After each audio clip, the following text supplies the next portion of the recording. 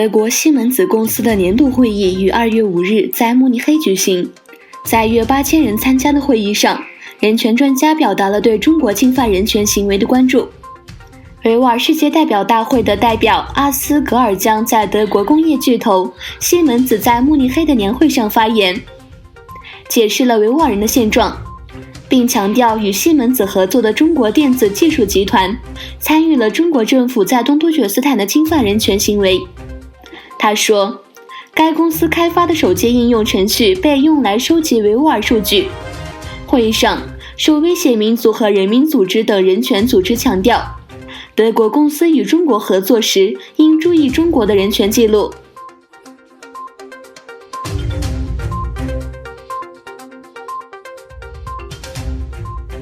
2020年2月9日星期日，位于德国杜伊斯堡的东突厥斯坦文化和信息中心和伊斯兰民族观念组织文化和教育中心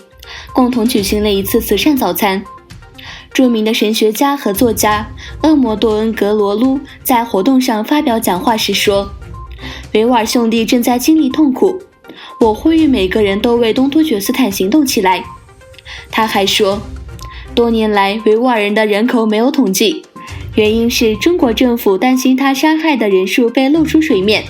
然后民族观念组织杜塞尔多夫区域负责人先后发表讲话，他们表示是时候打破对东突厥斯坦灾难的沉默，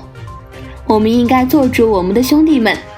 最后，东突厥斯坦文化和信息组织的负责人就东突厥斯坦的现状和该中心的工作做了简要。有200人参加了这次有意义的慈善活动。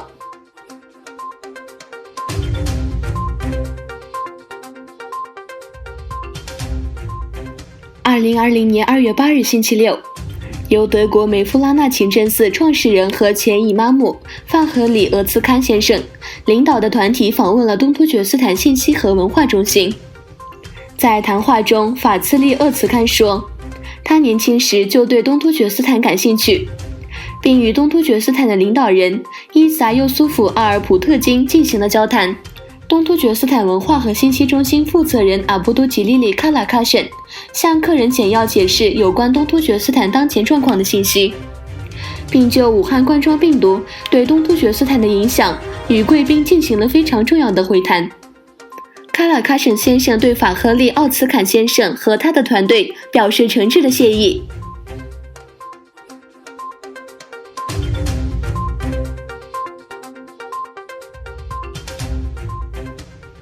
人权团体在荷兰首都阿姆斯特丹举行示威，以纪念发生于1997年2月5日的伊宁大屠杀23周年，以及抗议中国在东突厥斯坦的侵犯人权行为。数百名维吾尔、土耳其人和荷兰人参加了由欧洲东突厥斯坦教育协会组织的活动。同时，德国年轻人2月8日举行示威活动，谴责中国在东突厥斯坦针对维吾尔人和迫害和同化政策。示威者呼吁中国当局立即关闭集中营。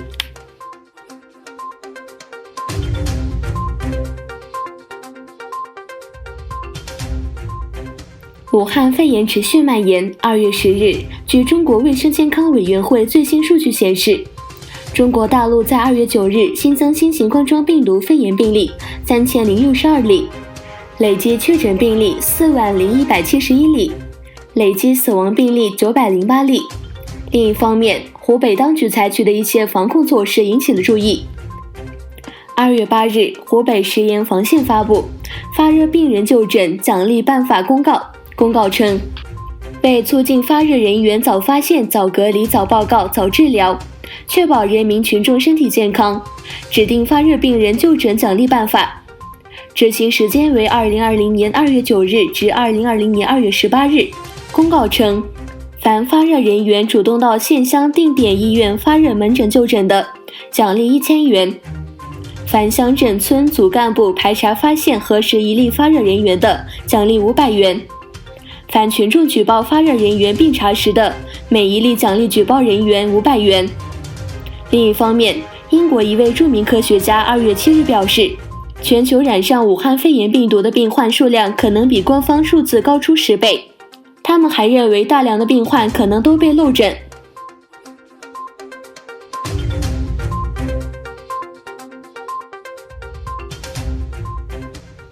哈萨克斯坦当局8日向媒体表示，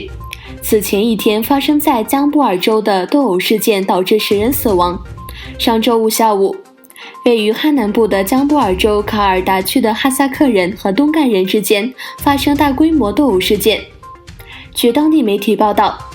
已有5000名东干人逃到吉尔吉斯斯坦，其中大多数是儿童、老人和妇女。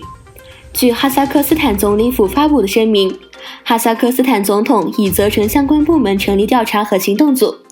命令国家安全委员会和总检察院追究涉案人员责任。声明还指出，逃往吉尔吉斯斯坦的东干人开始返回家园，